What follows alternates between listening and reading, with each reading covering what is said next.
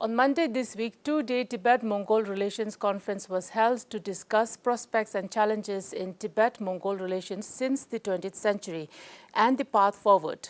Several Tibetan and Mongolian scholars and dignitaries, including two former Mongolian ambassadors, attended the conference organized by the Liv Hututut Foundation, Mongolian collaboration with the Tibet Policy Institute, and Moscow-based Tibet Culture Center, Office of Tibet. To learn more about this important conference, I am joined by Dr. Tenzin Lhadon, Research Fellow at the Tibet Policy Institute today. Welcome. Thank you.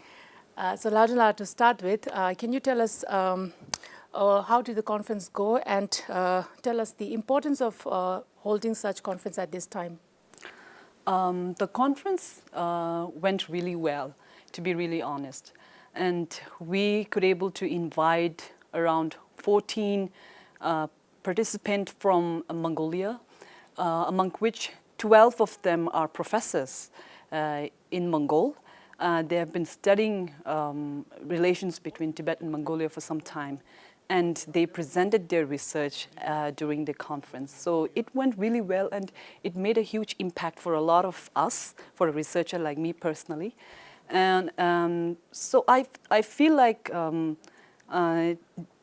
in such time, I feel like when Tibetans are trying to present their own narrative, that we need to reclaim our narrative, right? It's important in that scenario. I feel like it's important to include, our longest, staying friends like Mongolia, for whom we have not only historical relations, but with whom we have cultural, religious, and deep-rooted relations long time back, right? So I think it's important for us to revive that relation. That is why we have this conference today, which also reflects on the why the relation stopped, and then in 20th century, and how the revival of Tibet-Mongol relations started in 1970s, and what are the process thereafter. So yeah. So is it a first ever conference related to Tibet-Mongol relations? I would say no, because Tibet Policy Institute itself has already organized in 2019, if I'm not wrong, a symposium called Tibet-Mongol Cultural and Religious Symposium, in which we also invited Telo Rinpoche as the speaker, as well as we have other speakers from Mongolia. But the difference between that conference and the conference we had today was that during 2019 symposium, we have scholars from, researchers from Tibet Policy Institute presenting their own research on Tibet-Mongol relations. But today, in this conference, the present conference, we had most of the speakers are Mongolia, as well as speakers from monasteries, different monasteries where we invited Khenpos and Geshes who are involved in this subject. And also, can you brief us about the two-day conference this time? What all were discussed and topics which were the experts talked about?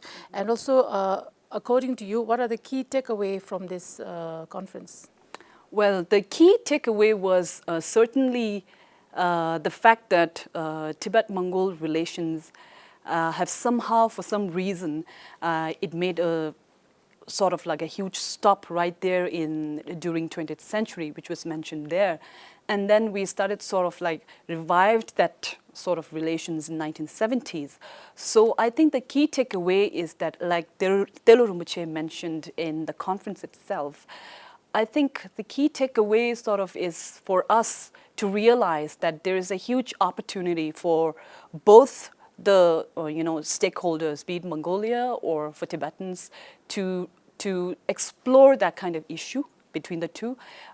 We have till now, both Tibetans and Mongolia have celebrated that deep-rooted religious and spiritual connection between Tibetans and Mongolia and historical relations. But there wasn't much sort of like an effort or concern or concerted sort of like an effort given to scholarships in sort of like the present relations between Tibet and Mongolia, and whether we actually know that was there any Mongolian scholars who have written specifically on the present relations between Tibet and Mongolia? So those are rare, and it's a huge opportunity for us. And I've seen that some of the scholars, professors from Mongolia, presented those archival documents during their presentation, and which are quite new for us. We don't even know that they exist.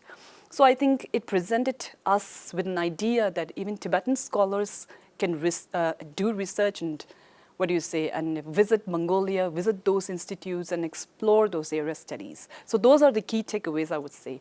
And other than that, I think the scholars, both Tibetan scholars and the Mongolian scholars, professors from Mongolia, most of the the topics that they have covered are the political significance between Qing dynasty and the Tibetan Tibet during that time, during the early 20th century, and between Mongolian ruler at the time. There were also a very interesting topic that was being touched by one of the professor who spoke on the literary, relations or the literary connections between Tibet and Mongolia, which is quite rare to see. I mean, considering the importance that was given to both religion and spiritual connection between Tibet and Mongolia. And we have also seen some Tibetan scholars, from different institutes who participated and presented their research during the conference, has brought quite interesting research during their presentation, that some of them spoke of various Mongolian scholars who have come from Mongolia and visited India, and they have stayed in India in different Tibetan monasteries. Some of them have even brought up in Lhasa, in the Gandhi monastery, in Debung monastery. They were trained there and then exiled with us. They came into exile in India, and how they have become geishas. Some of them are very popular geishas, and some of them have become, politically very helpful for even the Dalai Lama to, negotiate and to contact with other foreign countries. And as you said, there's this long gap of relations between the Tibet and Mongol over the years, right? Or maybe more than a decade, right? Yeah. So what do you think the cause for this distance, or can you say, or can you speak about challenges that led to this strain? So since I'm not really an expert on this particular subject, the kind of, impression that I get from attending this conference today is that, Tibetans have, since we came into exile, our movement has focused so much on, on protecting our culture and religion and human rights and all. So most of our focus has been shifted to, gaining international support from the US Congress to European Parliament resolution to India and all these major countries, you can say, right? In between those, in between those arrangement, I would say, we kind of did not forget, I wouldn't say forget, but we kind of, we did not give much importance to, maintaining or improving our relations with Mongolia. That's what I get the impression from the conference. So I think that's not only because that's not because Tibetans have less importance given to Mongolia, or that we don't appreciate our valuable friendship or historical relations with Mongolia. I think it's purely because we are in a very delicate political situation at the time, that we had to come to exile in India. We had to build our own, society sort of institution there, right there from the foundation. So we ourselves were going under a very difficult process.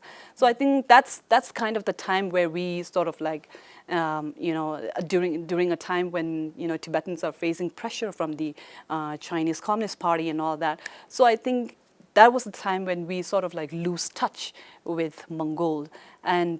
But after 1970s, when the Dalai Lama started visiting Mongolia, I think in 1970s, if I'm not wrong, his first visit, and then his second visit was around 2016 or 15. So both this, visit was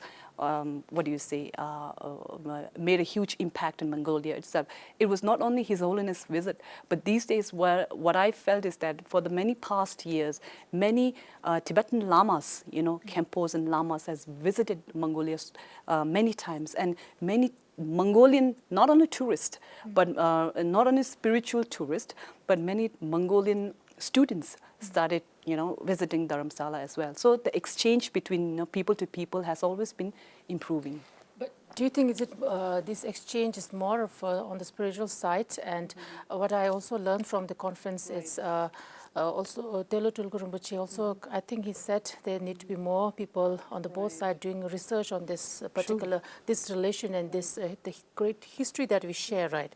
So what do you think about that? And also, the director of TPI, he said with this conference, also it opened up another door, right? It's a step toward some more work or more to improve the relation. So what do you see, what kind of future do you see this relation hold? Definitely, I agree with Telo Rinpoche as well as with the director of Tibet Policy Institute. I think there's a lot of opportunity for both the parties right here.